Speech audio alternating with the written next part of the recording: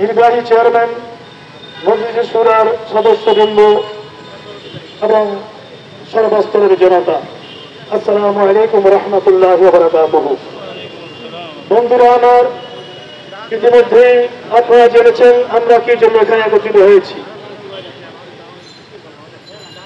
Dhaka supreme court হাইকোর্টের পাশে শাহ সুফি শরফুদ্দীন চিশতি আলাইহির রহমা শত শত বছর ধরে সাহিত্য। কোন কোন সূত্র মতে তিনি খাজা মঈনুদ্দিন চিশতি আজমেরী আলাইহির রহমার পুত্র।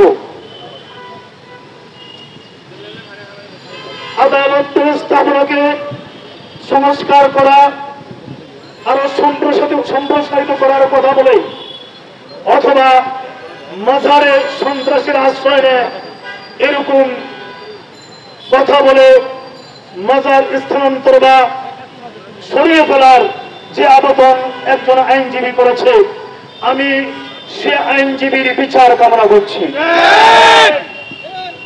এই আইনজীবী জানে না আইনের কত ফাঁক ফুকর আছে। আমরা খাজা শরফুদ্দীন চিশতি রহমতুল্লাহ মাজারের পাশেই যে আদালত, সেই আদালত থেকে এই বিষয়ে যথাযথ ইনসাফ আশা করছি। যদি আপনারা বলেন যে মাজারগুলিতে সন্ত্রাসীরা থাকে, আমি বলবো মাজারে সন্ত্রাসী থাকে না, মাজারে আল্লাহর ওলিরা থাকে, আবেদ জাহেদ নেককার বন্দেরা থাকে। যারা মাজার ভাঙতে আসে ওরাই হচ্ছে উগ্রবাদী, জঙ্গি, সন্ত্রাসী। যদি হাইকোর্ট সুপ্রিম কোর্টের স্থাপনা আরো সম্প্রসারণ করতে হয়, আমাদের পরামর্শ থাকবে যে কোনো ভালো ইঞ্জিনিয়ার থেকে প্ল্যান নিয়ে এটা সম্প্রসারণ করার ব্যবস্থা করা হোক। ওখানেই সম্প্রসারণ করতে হবে, এমন কোনো কথা নাই সুপ্রিম কোর্ট হাইকোর্টের ব্রাঞ্চ দপ্তর অন্য জায়গায়ও হতে পারে। ভাইরা আমার, কথা বেশি বলার সময় নেই। আজকে যেই মাজার ভাঙার কথা বলা হচ্ছে, এটা আজকে ইতিহাস নয়। আজকে সারা দেশে যা ভাঙা হচ্ছে এটা কেবল 24 পরবর্তী অবস্থায় ইতিহাস নয়। আমরা দেখি সৌদি আরবে যখন ওয়াহাবি আন্দোলন হয়েছিল, সংস্কারের নামে তারা জান্নাতুল মুআল্লা, জান্নাতুল বকির সমস্ত মাজারগুলো ভেঙে ফেলেছিল। আমরা জানি শুধু তাই নয়, ভাঙার পরে ওরা মসজিদুল নবী শরীফের মধ্যে থাকা আল্লাহর প্রিয় নবীর রওজায়ে মুবারক ভাঙার জন্য অগ্রসর হয়েছে। আল্লাহর নবী স্বপ্নে তাদেরকে সতর্ক করে দিয়েছেন, সাবধান করে দিয়েছেন, সাবধান, এদিকে তোমরা অগ্রসর হবে না। কিন্তু ওয়াহাবিদের কিতাব এখনো সত্য আছে, ওরা বলছে যে সেই রওজায়ে মুবারকও ভেঙে ফেলতে হবে। এখানে উলামায়ে কেরাম আছে, কিন্তু আমি বলতে চাই সেটা বিশ্ব মুসলিম উম্মাহর প্রতিবাদের সামনে ওরা ওটা সাহস করতে পারে নাই। এবং সৌদি গভর্নমেন্ট, ওয়াহাবি গভর্নমেন্টই আল্লাহর প্রিয় নবীর রওজায়ে মুবারককে সেখানে সুন্দরভাবে রেখেই 10 লক্ষ মানুষ নামাজ পড়তে পারে সেই মসজিদ নবী শরীফের সম্প্রসারণ তারা করেছে। সেই এক্সাম্পল আমাদের সামনে আছে। ভাইরা আমার, আল্লামা গিয়াসউদ্দিন তাহিরি শুধুমাত্র একজন ব্যক্তি নয়। আমরা শুধুমাত্র তারই উপরে যে মিথ্যা মামলা নয়, এটা আমি বলবো এটা ষড়যন্ত্রমূলক মামলা।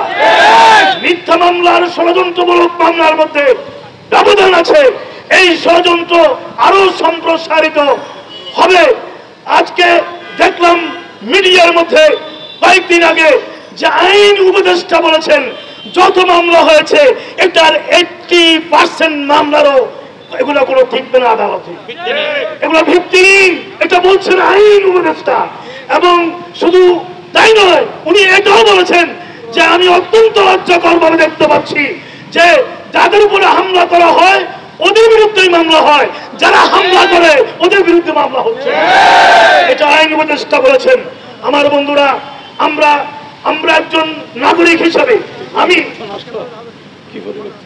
আমি একজন নাগরিক হিসাবে আজকে এদেশের 18 কোটি মানুষের নাগরিকের অধিকার নিয়ে কথা বলতে এসেছি। আমার ভাইয়েরা, আমরা শহীদ জিয়াউদ্দিনের বিচার পাই নাই, ঠিক কিনা? আমরা আল্লামা ইসলাম ফারুকের বিচার পাই নাই, আমরা খতিব আল্লামা রইসুদ্দিনের বিচার পাই নাই।